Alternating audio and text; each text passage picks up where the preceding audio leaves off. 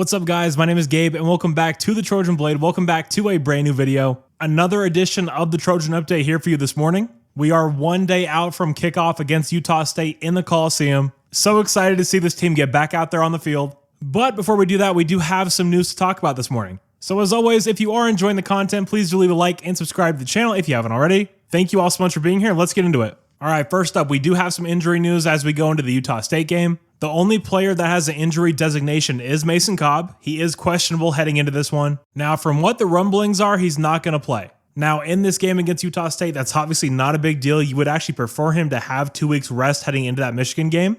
That's obviously going to be a very big game. If he's carrying anything, it's probably smart just to shut him down for a few weeks. Really let him recover and come into that game perfectly fresh. I'm assuming it's something that he picked up in practice because obviously the last play we saw him out there on the field was making that interception and he looked perfectly fine to me. So yeah, I would say don't expect to see Mason Cobb this week. Speaking of the number 13, Reggie Bush's 5 and Caleb Williams' 13 are officially up on the peristyle, both officially retired. This is just a great time to be a USC fan. Things are so positive around the program. I'll never forget being a kid in the early 2000s going to those PicKell era games at the Coliseum. There was something so incredible and magical about that time. And honestly, ever since Pete left, it hasn't really felt like that. Things haven't been the same. But there's something about this team, there's something about this season. I really feel like we're starting to embark on a really cool journey. So many cool things are happening. Things are being restored that should have been there the whole time. Seeing Caleb's 13 up there is super cool. I mean, I don't know, just after last season, having to sit through Alex Grinch, something about this year just feels really special to me. So very cool to see 5 back up there and 13 up there for the first time. So many non-Trojan idiots on Twitter were complaining that we've already retired Caleb's number, not knowing what USC does with their Heisman winners. But honestly, they're not Trojans, so who the hell cares? Next up, getting back to some linebacker talk, Lincoln Riley says true freshman linebacker Desmond Stevens has impressed the staff and certainly looks the part.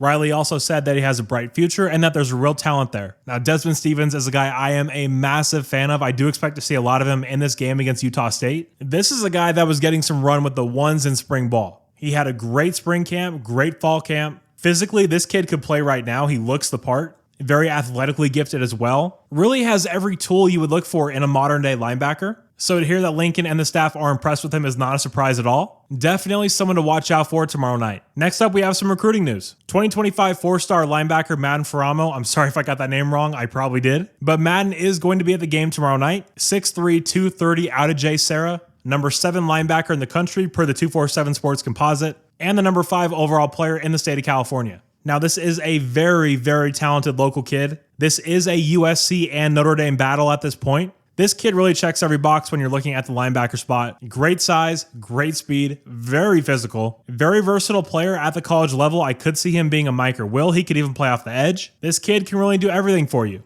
Big time target, local kid. Would love to see us be able to get this one done. Gonna be hard to pull him away from Notre Dame. But if you're a local kid heading to the Coliseum and you see Matt Entz doing the job he's doing with the linebackers, how can you say no to that? And talking about the game tomorrow night, a very familiar face or voice in this case is gonna be calling the game. Yogi Roth is going to be on the call tomorrow night against Utah State. Yogi's someone I'm a massive fan of. Really appreciate his mind when it comes to the game of football and life in general, to be honest. So yeah, very excited to have him on our call tomorrow night on the Big Ten Network, which is going to be a little weird. But lastly, we finish up with something that's kind of funny, but also really sad at the same time. You see here, Eric Gentry was asked why USC is better against the run this season, and he simply said, the coaches. So bravo, Eric. Very well said. Couldn't have said it better myself. That is very evident when you see the team play this year when compared to last year. Very happy that that era is gone and over with. And again, absolutely loved what we saw from the linebackers last Sunday against LSU. And in particular, Eric Gentry looked like a completely transformed player. But guys, that is all the news as we head into the Utah State game tomorrow night.